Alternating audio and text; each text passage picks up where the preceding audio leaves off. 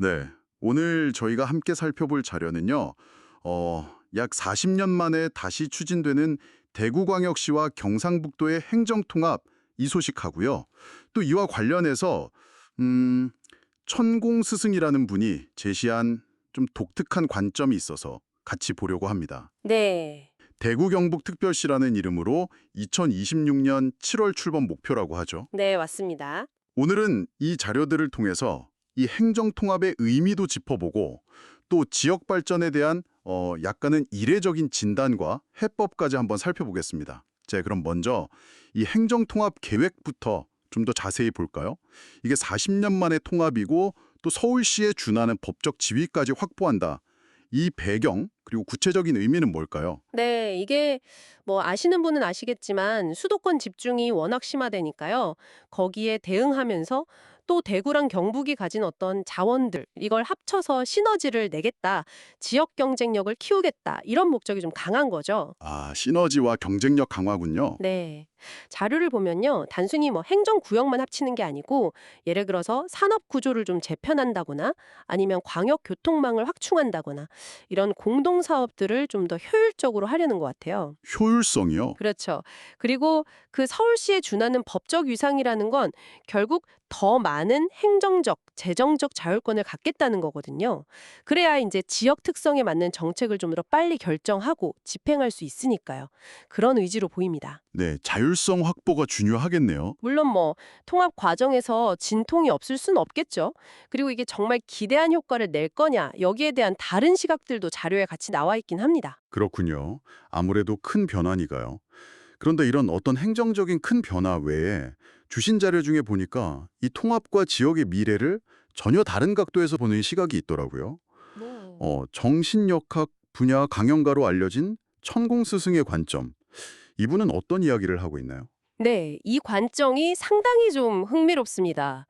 대구의 중요성을 굉장히 크게 봐요.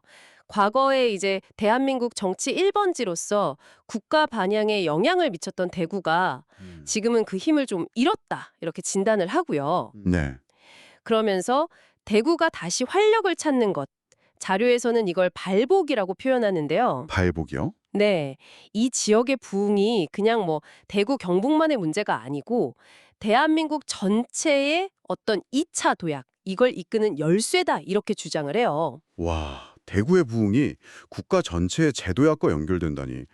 이건 뭐 상당히 큰 의미를 부여하는 건데요. 그렇죠. 그럼 지금 대구가 힘을 발휘하지 못하는 근본적인 원인, 그것도 이 자료에서 지적하고 있나요? 바로 이 지점이 아주 독특합니다. 정말. 네, 자료에 따르면요. 그 근본 원인이 다른 게 아니라 시민들의 불평불만이라는 거예요. 네. 시민들의 불평, 불만이요? 그게 원인이라고요? 네, 그러니까 대구 시민들이 내는 그 불평과 불만의 에너지가 이게 지역 전체는 물론이고 대한민국, 더 나아가서는 뭐 세계에까지 부정적인 영향을 미친다. 그리고 이것 때문에 지역 발전도 막고 심지어 뭐 팔공산 같은 자연의 좋은 기운까지 막고 있다. 이렇게 설명을 해요. 와, 상당히 파격적인 진단인데요. 시민들의 불평, 불만이 자연의 기운까지 막는다. 이게 구체적으로 어떤 논리로 그렇게 연결이 되는 건가요? 네, 이 자료의 설명을 좀 보면요. 불평불만이 그냥 말로 끝나는 게 아니라는 거죠. 그 자체가 어떤 부정적인 파장을 만들어서 지역사회의 활력을 떨어뜨리고 구성원들의 의욕 자체를 꺾어버린다. 뭐 이런 설명입니다. 아, 일종의 집단적인 부정적 에너지가 형성된다. 이런 시각이군요. 네, 맞습니다. 그래서 긍정적인 변화를 가로막는다. 이렇게 보고 있는 거죠. 그렇다면 이 문제에 대한 해법도 제시하고 있겠군요. 불평불만이 원인이라면. 그럼요. 당연히 해법도 제시하는데요.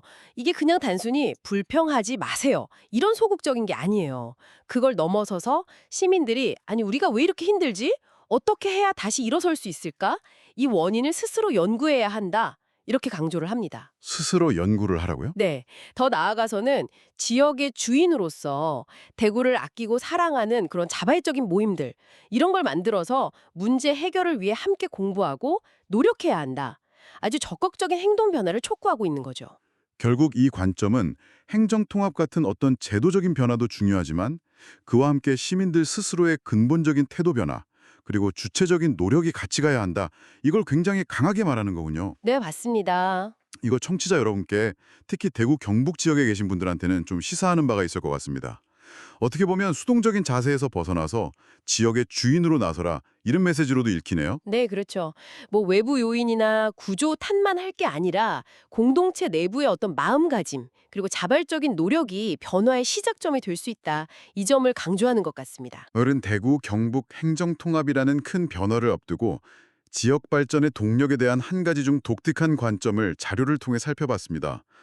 행정적인 통합 논의와는 또 별개로 시민들의 어떤 주인의식 그리고 건설적인 노력을 강조하는 목소리였는데요.